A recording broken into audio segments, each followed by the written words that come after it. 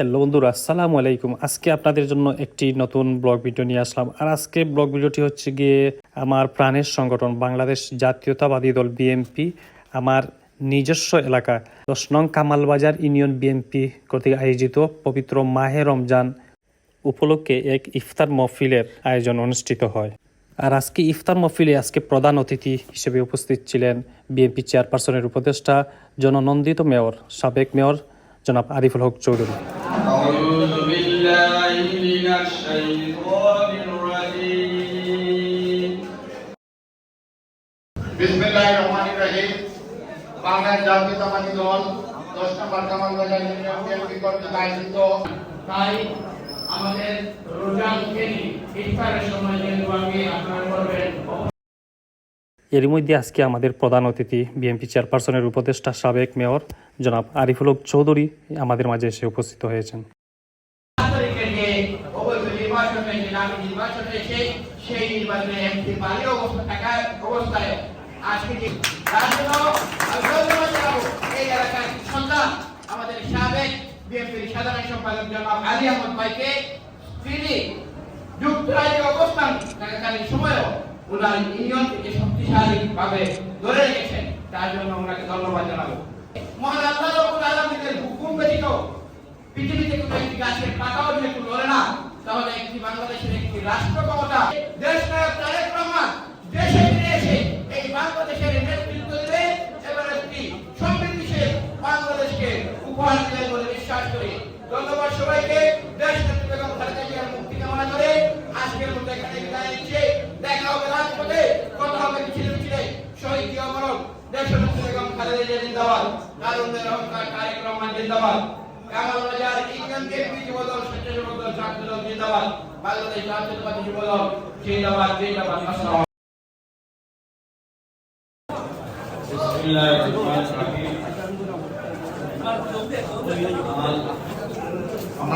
Kamalbazar union আজকের এই ইফতার মাহফিলে দক্ষিণ শর্মা উপজেলা বিএনপির সভাপতি এবং জেলা বিএনপির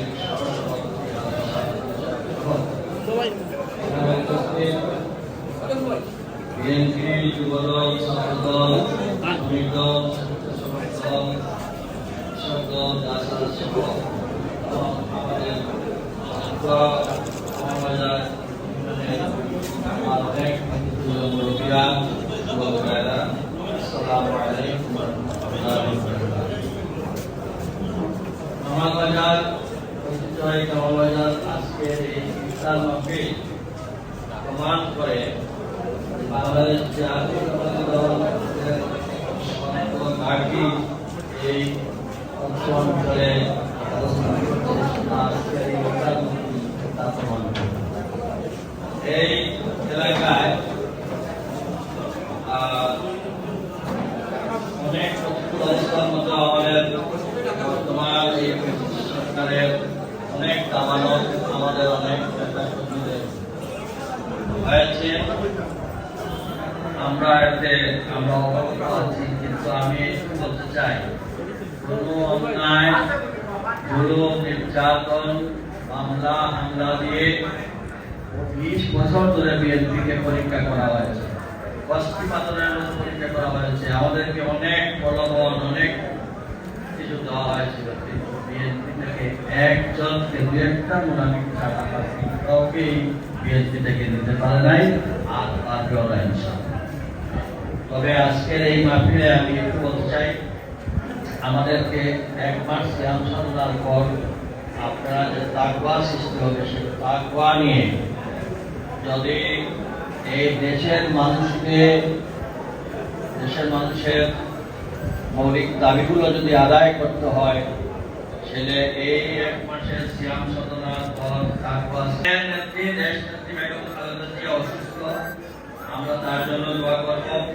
আমাদের ভারপ্রাপ্ত চেয়ারম্যানের বিরুদ্ধে অনেক পর্যন্ত মামলা হয়েছে, আমরা সেইটা প্রত্যাহারের দাবি জানাই এবং তার সুস্থতা কামনা করি, তার দীর্ঘায়ু কামনা করি। এবং সেই সাথে যারা এই দীর্ঘ আন্দোলনে আমাদের দলের নেতা কর্মীরা প্রাণ দিয়েছে, তাদের মেহরবান কামনা করি।